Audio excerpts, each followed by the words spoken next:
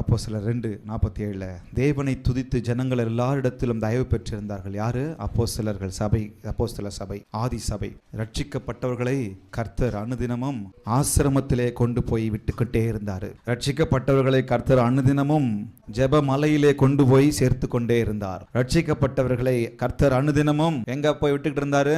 சர்ச்சில் விட்டுக்கிட்டு இருந்தார், தெருவில் விட்டுட்டு இல்ல. ரட்சிக்கப்பட்டவர்களை சபை என்கிறதான ஒரு பெரிய ஸ்லாக்கியம், மகிழ்ச்சியான கர்த்தர் வீட்டில் விட்டுக்கிட்டு இருந்தாரு. பார்ப்பா, என் பிள்ளை நான் ரோட்ல விட்டு போவனா, அப்ப கர்த்தர் என்ன பண்றாரு? எவ்வளவு அருமையா என்ன பண்றாரு? ரட்சிக்கப்பட்டவர்களை கர்த்தர் கைபிடிச்சு, இதப்பா உன் சபை, இதப்பா நீ இங்க நின்னுக்குப்பா, நீ இந்த இடத்துல இருப்பா, இங்க வளருப்பா, இங்க கத்துக்கப்பா, இந்த பாஸ்டருக்கு அடங்கி இருப்பா, இவங்க கூட நின்று மேல வாங்கப்பா, தரதரதன் நீ ரோட்ல போற வேலை எதனா பண்ணிட்டு போ, வர வேலை சாப்பிட்டுட்டு போயிட்டே இரு அப்படின்னு சொன்னாரா?